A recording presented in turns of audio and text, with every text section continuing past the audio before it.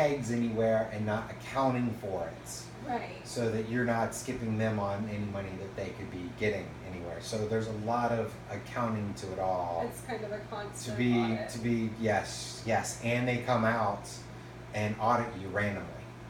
Oh, that sounds like yes. like So they can come out. They come out anytime and randomly audit you also.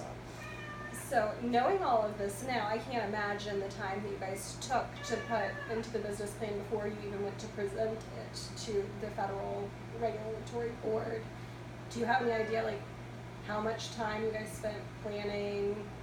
Well, we spent a lot of time planning. A lot of the things like that we didn't know about and think about when we were doing it. There is no building a brewery for dummies books out there. Right. Unfortunately. Right. The explosion and expansion in breweries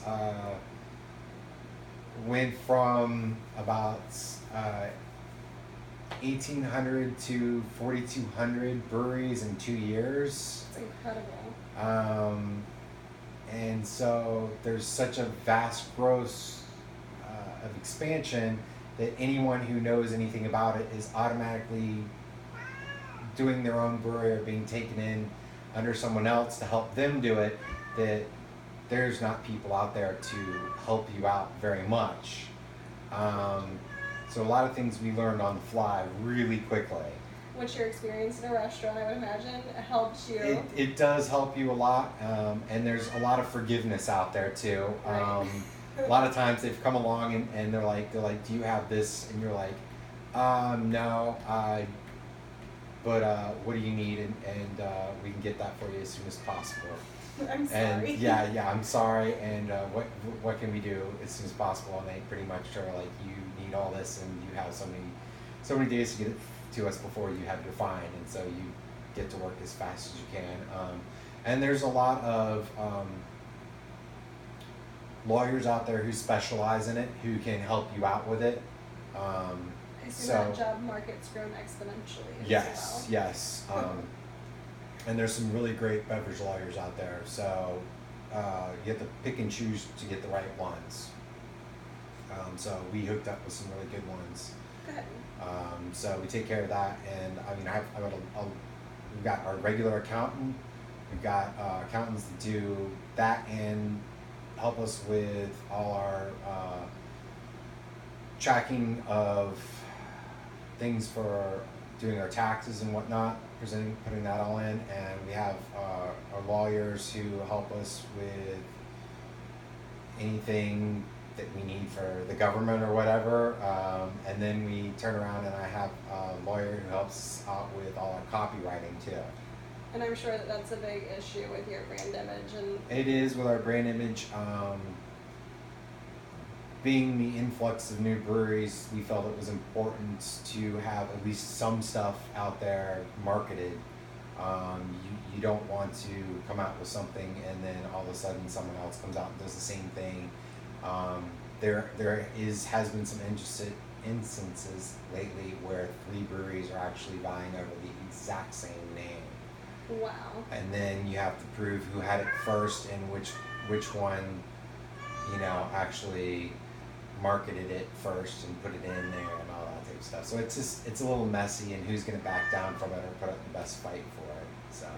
Well, this is on a slightly unrelated note, but it goes back to your brand image and your really cool can designs. Can you tell us about your decision to go can only when you were distributing? Yeah, we did can only because of we're down here at the beach, and cans are beach friendly, so that was a big part of it. Plus, cans are better quality for your beer. They don't let any light in, which is the most detrimental part to your beer, that and oxygen.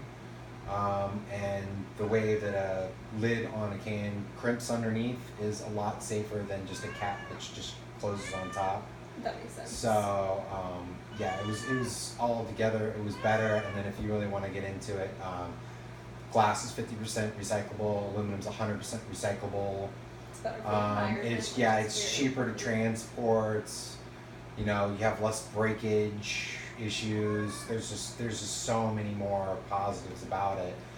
There was there's that old thing where some people say, I don't like the taste out of cans. Well, back before the early 90s, they didn't have the lining on the inside of the cans. It's a water-based polymer lining they didn't have um, in them, and so therefore it picked up a tin taste to them, and that went on for a long time, so that really is stuck in a lot of people's heads, so they're not really used to it, and they don't get it out of their heads.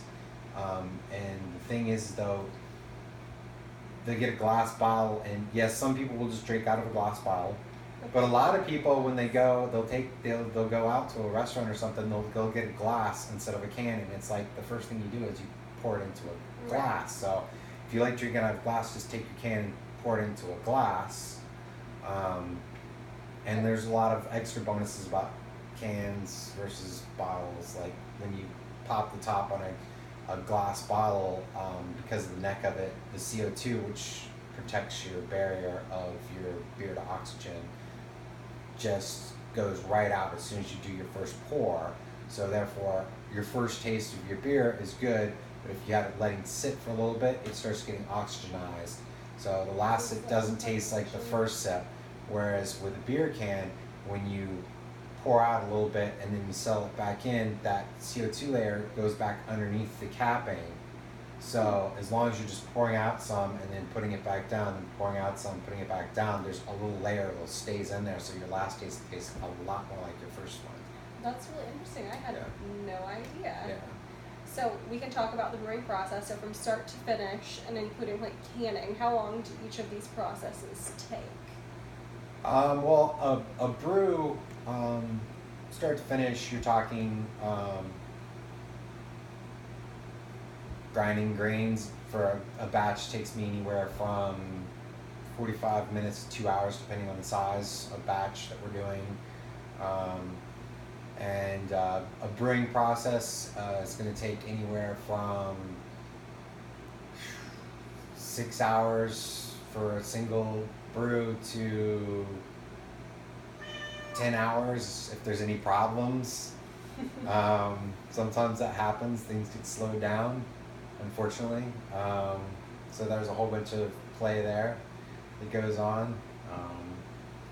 And then once that's done, then you just have the fermentation process. Which is a little different. And that has to do with each different type. But generally, fermentation's about, hey little girl. Fermentation, that process usually goes for us for about anywhere from 2 to 3 weeks, depending on style, and how many dry hops we put into it. And then you have the canning, and then you have getting it out the door to your distributor and all that. So, I mean, it takes close to a month from, okay, if we are going to brew it, till it's all done, till it's packaged, till it's picked up by the distributor, to the time an account can get it to put it out, it's close to a month. That's incredible. Yeah. It's a very time-intensive And process. we have to buy all of the product to make the beer up front for that. And then we make the beer, and then it's a month before they get it. And then usually it takes about a month to 6 weeks before we get that money back from them. Wow. So we're on the hook for a long time on the money. Yes. So that's a tough thing business-wise when you're talking about business. It's a tough thing to put out there. Your turnaround is. Yeah, our turnaround's really harsh, and right now we actually are doing some barrel aging products too, which means we made the product and we put it in barrels, and it's sitting for like 4 months in barrels. So there's no money coming back to us for a long period of time, and we bought the barrels too. So there's a lot of cost put into it, and it's just money that's just sitting there that can't be touched. So talking about barrels, so you have plans for expansion along your product line, like your current offerings, will they expand to the market over the next few years? Yes, definitely. Hopefully, within it's really tough to tell. We're working on our first business loan. We were really lucky, and our whole business so far has been all cash up front. It's been huge, a lot of money, and it's been all straight cash up front from my partner's family. Yes. And he now we're going for our first big business loan, and we are going to be getting more cans and some more tanks, fermenters, so we can start expanding out and doing at least 2 more styles right off the bat. That's awesome. Yeah, and getting some more kegs and more different tap handles so that we can do a couple more different styles also in kegs too on tap. So people are going to start seeing it spread out there. People are always hounding us for when's the next style, when's the next style, when's the next style, and it's like, wow, we just started doing this 19 months ago is when we brewed our first batch, and it's like, and that's great that people want it so much, but it's like we're just trying to keep up with demand and everything, right. and they're just wanting more and more and more and more. And your distribution has grown. Yeah, we just started to go. We just couple local, very craft oriented beer stores, and a couple of restaurants that I knew that I worked in, and some very craft beer oriented beer bar restaurants. Right.